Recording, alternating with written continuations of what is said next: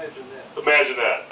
And in fact, one of the editors who rejected that book was concerned that not only was all the 5 main characters not good and varying degrees of bad, that all the politicians were corrupt.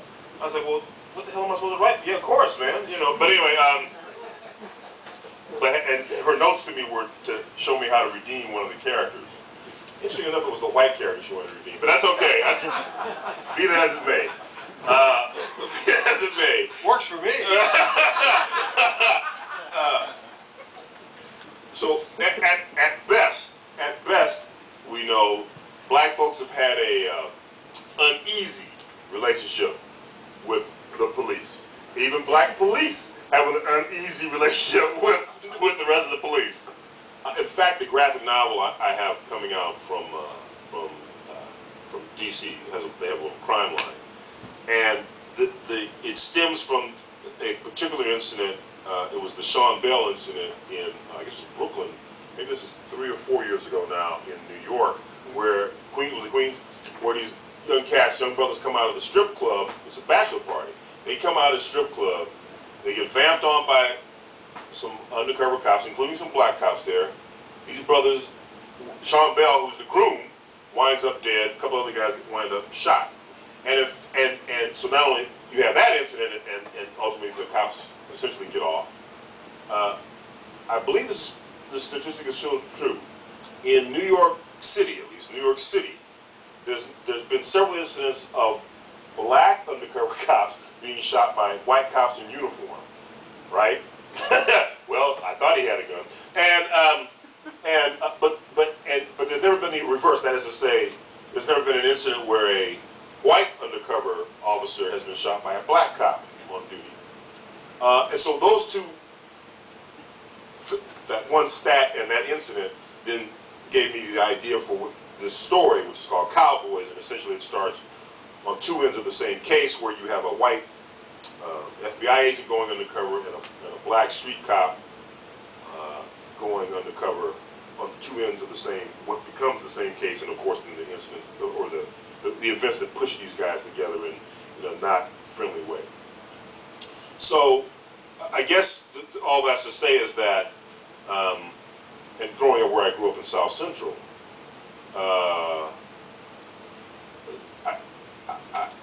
I like to think that I write dimensional characters. I mean, as Stan said, you know, when you come to your books, you want to give your characters dimensionality. So whether there's shades of, the thing about crime, particularly about noir novels, of course, is always these various shades of gray. There's not you try to these ambiguous characters, and if anything, sometimes I suppose that becomes too dark, and maybe who are we supposed to root for, that kind of thing, because the noir novel is not a revolutionary novel. It's probably a counter-revolutionary novel. So I suppose I wrestle with that to some extent, because then on the other hand, I'm interested in those kind of characters. I don't want to be Pollyannish. So that's probably why I wind up writing. But what we've been talking about is, makes me think, every era breeds its own interesting villains. So, it's almost too much, it's also too good of a target.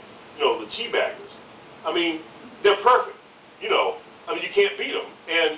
But it's also a scary thing when you think about, stuff that used to be even on the fringe for them, even for the right, is now, front and center. It's like, what the? Anyway, but all that's to say is, at least from the standpoint of until they send us to the camps, and hopefully they'll still let us type at the camps. I'm slowly but surely cooking on this idea of but I'm almost not even sure how to give a teabagger dimensionality, because it's like you can't believe the stuff they say. I mean, it's almost like, can they really believe? Do they believe this madness that they speak? So, maybe I'll have to show up at one of their rallies. They're always looking for black folks, and take some notes. They got one already. They got one, yeah. Well, it sort of leads into the question. One of the questions I had about revolutionary literature is the large question is, to me, and I wrote, like I say, I wrote a novel actually as I thought at the time, a working revolutionary. And but the problem you come across is that revolution is, as it matures, is a binary process. And a novelist is working with all these different nuances. So I'm thinking of you're writing about the Sean Bell case, or you'd had, who's the kid here in Oakland? Yeah, Oscar Grant. Right. If you wrote the novels, say you're Richard Wright, and you write the novel, and they want you to write a certain thing as a CP, which is going to have a certain point. So Scottsboro Boys are these innocent bunch of kids, and then you know. But as a novelist, that's not what you want to do.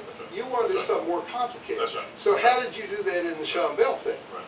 Well, that's a good question. Well, that's what I guess. So I didn't really write the Sean Bell case. I was moved by the. I was certainly moved by the Sean Bell case. And again, as I said, that other stat. So that you're right. So that ultimately, well, people might find both these characters that I've written despicable to varying degrees. But That'll be your stocking trade. that'll be my stocking trade. Right. Well, once again, he's giving us unlikable people.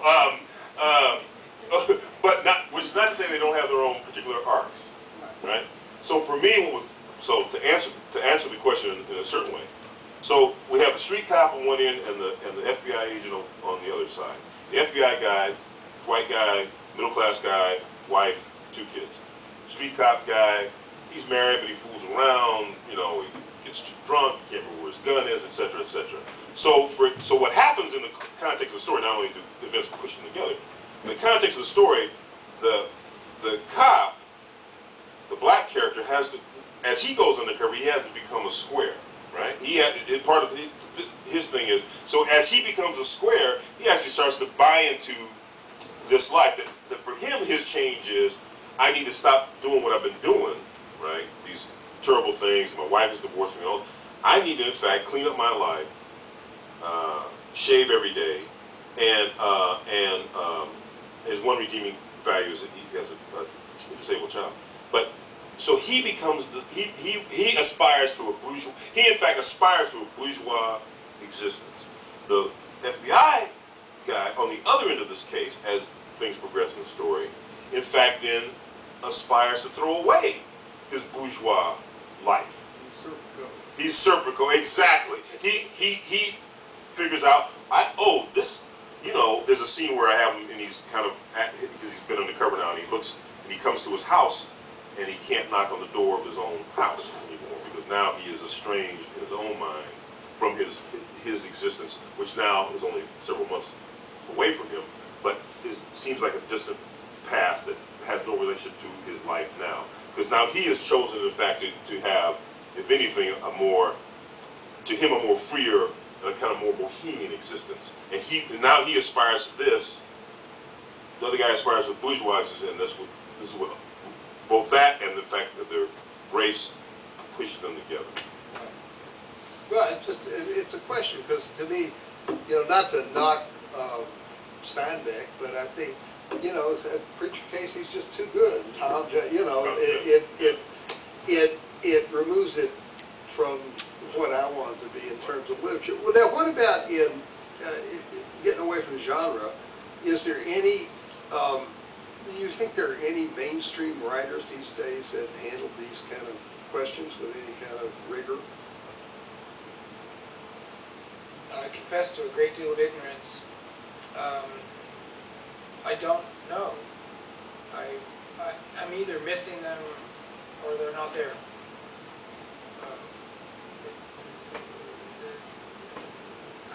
Realism or the mainstream, sometimes I think it's gone, sometimes I think it's there, but I'm just not reading it. Every once in a while I stumble across a book that I admire extremely. Roddy Doyle, North Dublin, Paula Spencer, these absolutely straight realist novels that are no longer his early comedies. These are tremendous books. Did we lose all that?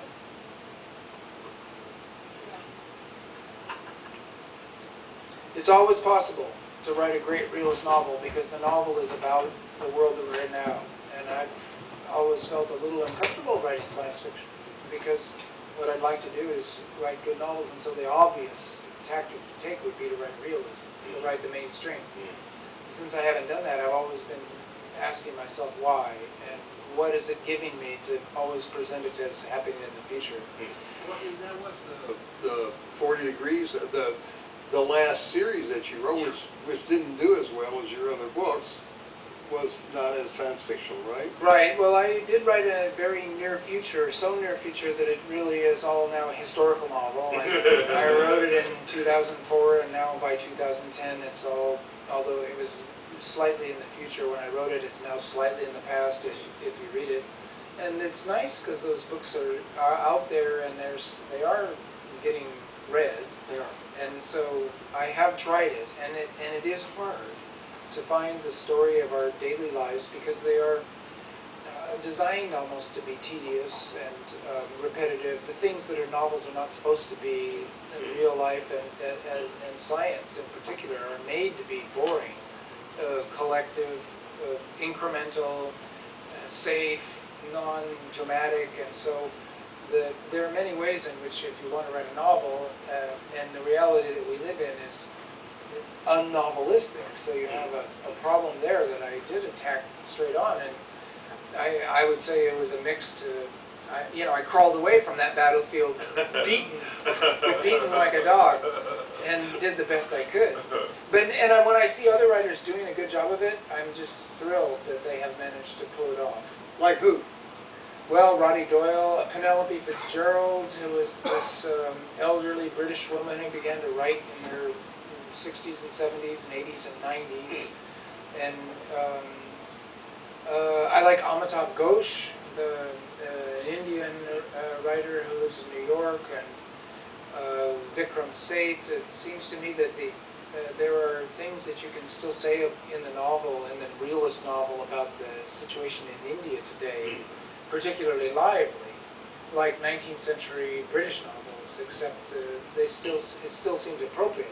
For me, when I look at California and I look at the United States, I think we're in a science fiction novel, so I'm writing the right kind of realism because we're in